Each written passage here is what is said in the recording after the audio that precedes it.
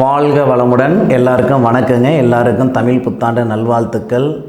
நண்பர்களே, இந்த பதிவில் நம்ம பார்க்கக்கூடியது வரக்கூடிய குரோதி வருடத்தில் மேசராசியில் பிறந்த நண்பர்களுடைய வாழ்க்கையிலையும் வாழ்வாதாரத்திலையும் எந்த மாதிரியான ஒரு மாற்றங்கள் இந்த பிரபஞ்சம் தரப்போகுதுன்றது பற்றி தானுங்க ஆதாரபூர்வமாக பார்க்க போகிறோம். இந்த பதிவில் குரோதி வருடம் சித்திரை மாதம் 1ஆம் தேதி ஞாயிற்றுக்கிழமை அதிகாலை திருவாதிரை நட்சத்திரம்னு சொல்லக்கூடிய சிவன் பிறந்த நட்சத்திரத்தில், சிவபெருமான் பிறந்த நட்சத்திரத்தில் முதல் பாதத்தில் 69 டிகிரி மிதுன ராசி விருச்சிக லக்னத்தில் தானுங்க இந்த வருடம் பிறக்கப்படுது.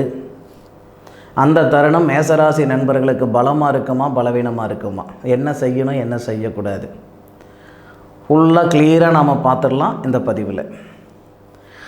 பொதுவாக குரோதி வருடத்தில் பார்த்திங்கன்னா 4 கிரகணம் வருதுங்க. ஒரே மாதத்தில் 2 கிரகணம் வருதுங்க. இந்த குரோதி வருடத்தில் புரட்டாசி மாதத்தில் பார்த்திங்கன்னா புரட்டாசி மாதம் 2ஆம் தேதி, அதே மாதிரி புரட்டாசி மாதம் 16ஆம் தேதி 2 கிரகணம் வரக்கூடிய வருடம் இந்த குரோதி வருடம். அதுபோக இந்த குரோதி வருடத்தில் வரக்கூடிய தமிழ் வருடத்தில் 4 கிரகணங்கள் இந்தியாவிலேயே 4 கிரகணங்கள் நம்ம ஏற்படுது. அப்போது மாசி மாதம் 30ஆம் தேதி ஒரு கிரகணம், பங்குனி மாதம் 15ஆம் தேதி ஒரு கிரகணம், இந்த மாதிரி 4 கிரகணங்கள் ஏற்படும். கிரக பயிற்சின்றதெல்லாம் பார்த்திங்கன்னா குரு பகவான் மட்டும்தான் பயிற்சி ஆகிறாரு. மற்றது சூரிய பகவான், அதுக்கப்புறம் சந்திரன், செவ்வாய், சுக்கிரன், புதன், இந்த மாதிரி கிரகங்கள் இல்லாமல் ராகு, கேது, சனி பகவான், குரு பகவான் இப்படின்ற கிரகங்கள் பயிற்சி ஆகக்கூடியது குரு பகவான் மட்டும்தான் பயிற்சி ஆகிறாரு. சித்திரை மாதம் 18ஆம் தேதி மேசராசியில் இருக்கக்கூடிய குரு பகவான் ரிஷப ராசிக்கு வராரு. அதுபோக ராகு கேதுக்குள்ளார பெருசாக நமக்கு பயிற்சி கிடையாதுங்க, வக்ரம் கிடையாது. சனி பகவானும் குரு பகவானும் வக்ரம் அடைகிறார். குரு பகவான் வக்ரம் அடையக்கூடியது புரட்டாசி மாதம் 23ஆம் தேதி வக்ரம் அடைவார். சுமார் 4 மாதத்துக்கு வக்ரத்தில் தான் இருப்பார். புரட்டாசி மாதம் 23ஆம் தேதி வக்ரம் அடைகிறவர் தை மாதம் 22ஆம் தேதி தான் வக்ர நிவர்த்தி அடைவார் குரு பகவான். சனி பகவான் உங்கள் லாபஸ்தானாதிபதி, மேசராசி நண்பர்களுக்கு லாபஸ்தானாதிபதி, அதுபோக தொழில் ஸ்தானாதிபதி சனி பகவான் ஆனி மாதம் 15ஆம் தேதி வக்ரம் அடைகிறாரு. ஐப்பசி மாதம் 29ஆம் தேதி தான் வக்ர நிவர்த்தி அடைகிறாரு, 3 மாதம். அப்போ இந்த அமைப்புகள் எல்லாமே நம்ம கணக்கிட்டு தான் இந்த வருட பலன்கள் நம்ம பார்க்கணும். அதை விட்டுப்புட்டு இந்த இடத்துல இந்த கிரகம் இருக்குது, அந்த இடத்துல அந்த கிரகம் இருக்குது, அதுக்கு இதுதான் பலன் அப்படின்ட்டு நம்ம தோராயமாக சொல்லிட முடியாது. ஒரு பலன் சொல்கிறோம்னா அதுக்கு ஆதாரம் இருக்கணுங்க. ஆதாரம் இல்லைன்னா சொல்லக்கூடாது. மேச ராசியாதிபதி செவ்வாய் ராசிக்கு 11வது பாவகத்தில், 11வது பாவகத்துக்கு அதிபதி சனி பகவான் லாபஸ்தானாதிபதி, லாபஸ்தானாதிபதியோடு சேர்ந்து இருக்கக்கூடிய ராசியாதிபதிக்கு நட்சத்திரம் கொடுத்தவர் குரு. இந்த வருட தொடக்கத்தில் சித்திரை மாதம் 1ஆம் தேதின்னு சொல்லுவோம் இல்லைங்களா, குரோதி வருடம் முதல் தேதியில், அந்த தேதியில் மேசராசியில் இருக்கக்கூடிய குரு பகவான், அந்த குரு பகவானுடைய நட்சத்திரத்தில் தான் மேச ராசியாதிபதி செவ்வாய் இருக்கிறார். மேசராசிக்கு 11வது பாவகத்தில் சனியும் செவ்வாயும் சேர்ந்து இருக்கிறது சரியில்லைன்ற மாதிரி சில ஜோதிடர்கள் சொல்லலாம். கண்டிப்பாக இது சாதகமாக தான் இருக்கும். மேசராசியில் சஞ்சாரிக்கக்கூடிய குரு பகவானுடைய சாரத்தில் தான் செவ்வாய் இருப்பார். குபேரர் பிறந்த நட்சத்திரத்தில் தான் செவ்வாய் இருப்பார்.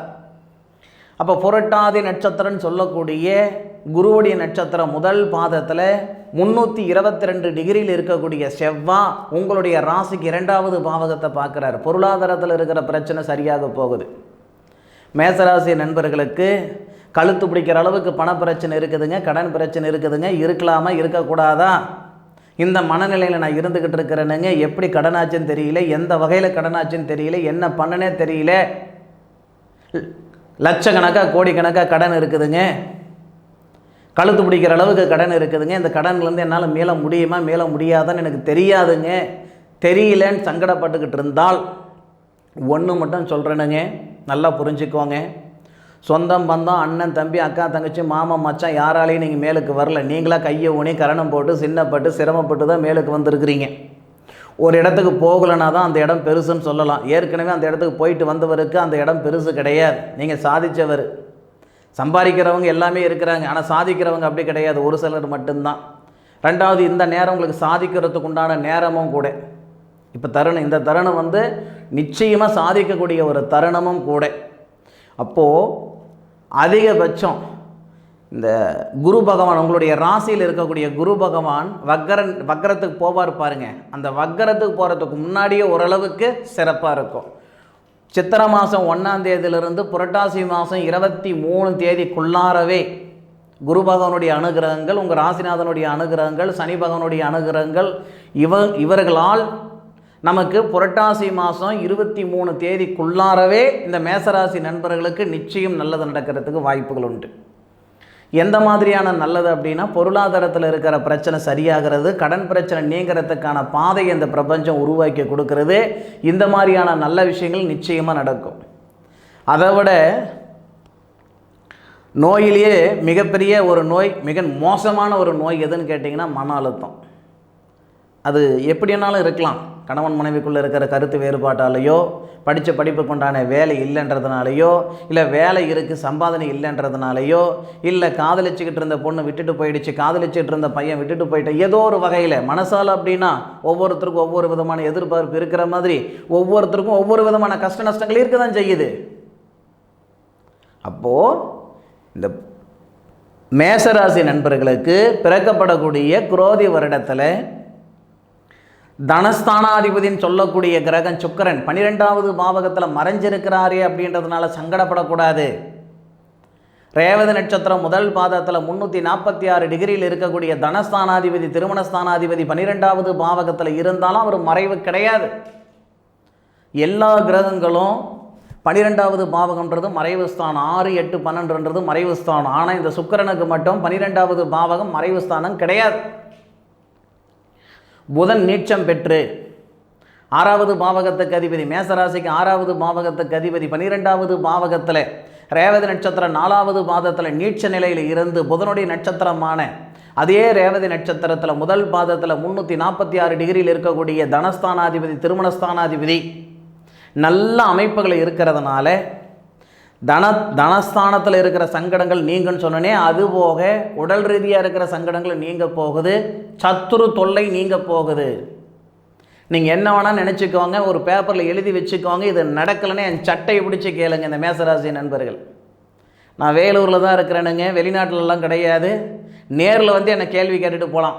நடக்கலைன்னா ஒன்றுமே இல்லை. உங்களுடைய ராசிக்கு 6வது பாவகத்துக்கு அதிபதினு சொல்லக்கூடிய கிரகம் தான் ருண ரோக சத்துருஸ்தானாதிபதினு சொல்லுவாங்க. அந்த கிரகம் நமக்கு நீச்சம் அடைஞ்சிருக்கிறாரு. அவருடைய சாரம் வாங்கி 356 டிகிரியில் இருக்கக்கூடிய கிரகம் புதன். அப்போது அதே இடத்துல நமக்கு தனஸ்தானாதிபதி இருக்கிறார். நமக்கு மேல் அதிகாரிகளால் தொல்லை இருக்குது, இல்லை நாம் வளர்றது மற்றவங்களுக்கு பிடிக்கல, நாம் நல்ல விதமாக இருக்கணும்னு நினைக்கிறதுக்கு 4 பேர் இருக்கிறாங்கன்னா நம்ம நல்ல விதமாக இருக்கக்கூடாது, நம்ம நாசமாக போகணும்னு நினைக்கிறதுக்கு 40 பேர் இருக்க தான் செய்கிறாங்க. அவங்களுடைய சங்கடம் நீங்குமா சார்? நிச்சயமாக இந்த நேரத்தில் நீங்கும்.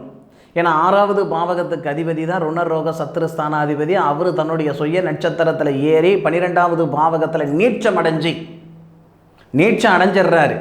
உங்களுடைய ராசிக்கு 6வது பாவகத்தை பார்க்கறதுனால எதிர்ப்பு நீங்கும், வழக்கு நீங்கும். வாங்காத பணத்துக்கு வட்டி கட்டிகிட்டு இருக்கிறேன், செய்யாத தப்புக்கு தண்டனை அனுபவிச்சுக்கிட்டு இருக்கிறேன். எத்தனை பேர் இந்த மாதிரி இருக்குதானே செய்கிறீங்க? செஞ்ச தப்புக்கு தான் தண்டனை அப்படின்னா ஒரு சிலருக்கு இருக்குதான் செய்யுது. செய்யாத தப்புக்கும் தண்டனைன்றது ஒரு சில நண்பர்களுக்கு இருக்குதானே செய்யுது.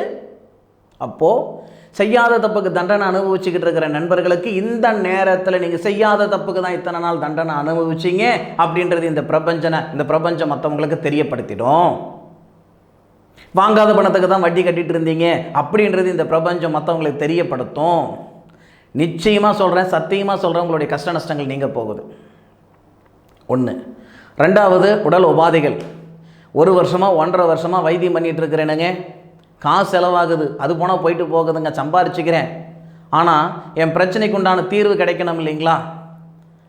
எந்த மருத்துவமனைக்கு நான் போனாலும் இதுவாக இருக்கும் அப்படின்னு வைத்தியம் பார்க்குறாங்களே தவிர இதுதான் அப்படின்னு யாராலையும் என்னால் சொல்ல முடியல. நோய் இருந்தால் தானங்க ஐயா சொல்லுவாங்க. உங்களுக்கு இதுக்கு முன்னாடி இருந்த கிரக நிலைகள் நமக்கு சாதகமாக இல்லை. அதனால் காலையில் தலைவலியாக இருந்தால் சாயந்தரம் வயிறு வலியாக இருந்திருக்கும். காலையில் இருக்கிற மாதிரி சாயந்தரம் இருக்காது, சாயந்தரம் இருக்கிற மாதிரி காலையில் இருக்காது. மனசில் இருக்கிற தெம்பு தகரியும் உடம்புல இருக்காது. ஹாஸ்பிட்டலுக்கு போய் செக் பண்ணி பார்த்தா உடம்புல எந்த நோயும் கிடையாது, ஆனாலும் நமக்கு தொந்தரவுகள் கொடுத்துக்கிட்டே இருக்கும். இதெல்லாம் கிரகநிலைகள் இருக்கிற ஒரு தொந்தரவு. அந்த மாதிரி ஒரு சூழ்நிலைகள் இருந்தால் பிறக்கப்படக்கூடிய இந்த குரோதி வருடத்தில் நிச்சயமாக சரியாகும். அதில் எந்த விதமான ஒரு மாற்று கருத்தும் கிடையாது. இந்த பிரபஞ்சம் எல்லாருக்கும் எல்லா விதமான வளர்ச்சிகளும் கொடுக்குதுங்க, கொடுத்துக்கிட்டு தான் இருக்குது. ஆனால் எல்லா நேரத்துலையும் கொடுக்குறதில்ல பாருங்கள். ஒவ்வொருத்தருக்கும் ஒவ்வொரு விதமான ஒரு நேரத்தை தான் இந்த பிரபஞ்சம் கொடுக்குது. அந்த நேர காலங்களை தெரிஞ்சுக்கிறது தான் ஜாதகம். விஞ்ஞான ஆராய்ச்சி அப்படின்றது என்ன தான் வளர்ந்துருந்தாலும், நாளைக்கு மழை பெய்யும், அடுத்த மாதம் மழை பெய்யும் அப்படின்னு சொன்னாலும் இதெல்லாம் நம்ம முன்னோர்கள் 80-100 வருஷத்துக்கு முன்னாடி சொல்லிட்டாங்க. அது ஒரு புறம் இருக்கட்டும். நம்மளுடைய எதிர்காலத்தை தெரிஞ்சுக்கிட முடியும்னா நம்மளுடைய ஜாதகத்தால் தான் தெரிஞ்சுக்கிட முடியும். நமக்கு எப்போ கல்யாணம் ஆகும், எந்த பக்கம் கல்யாணம் ஆகும், எந்த மாதத்தில் கல்யாணம் ஆகும், கல்யாணம் ஆனால் எத்தனை நாளில் ஒரு புத்திர பாக்கியம் வரும், எப்போ ஒரு வீடு வாசல் வாங்குவோம், வீடு வாசல் வாங்குவோமா வாங்க மாட்டோமா, கல்யாணம் பண்ணுவோமா பண்ண மாட்டோமா, நாம் சம்சாரியா சன்னியாசியா, இது எல்லாமே நம்ம ஜாதகத்தில் தான் தெரிஞ்சுக்கிட முடியும்.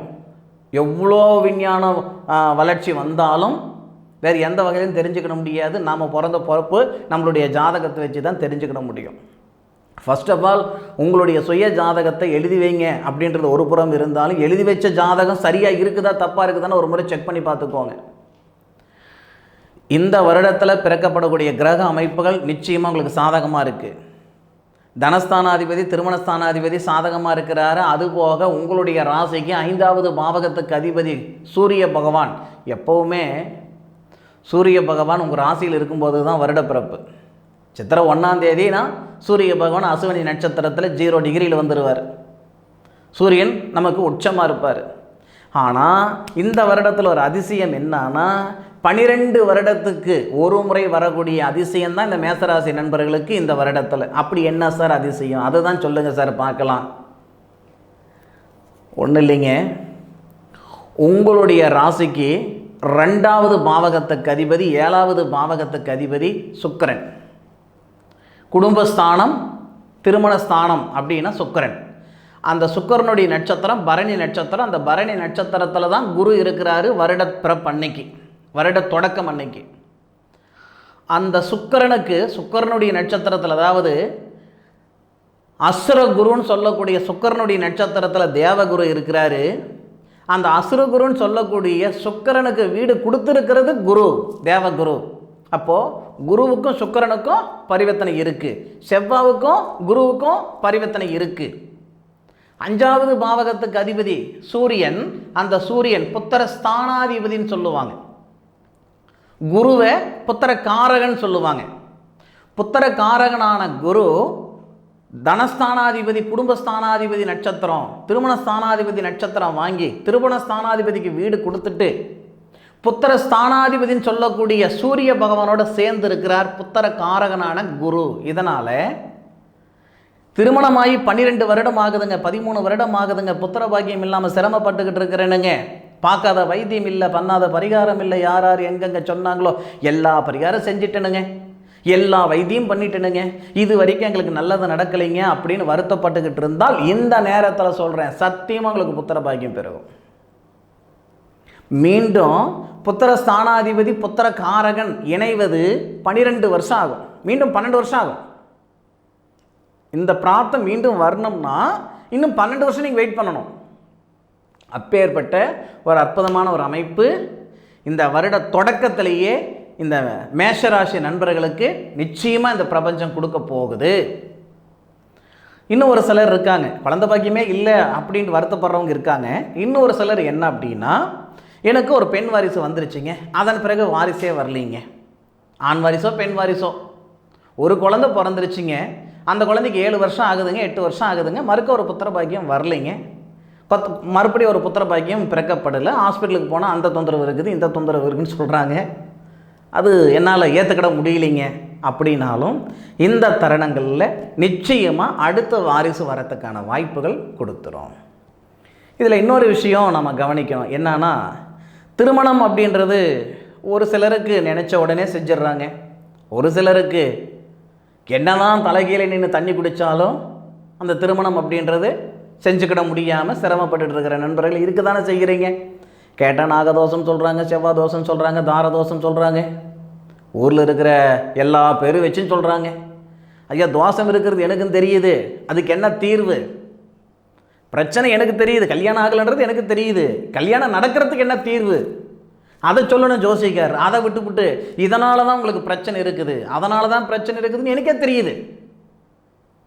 புதுசாக ஒருத்தர் சொல்ல போகிறது இல்லை. 5 வருஷமாக ஒருத்தர் வரன் பார்த்துக்கிட்டு இருக்கிறாருன்னா கிட்டத்தட்ட 5 வருஷமாக ஜாதகமும் பார்த்துட்டு தான் இருப்பார்.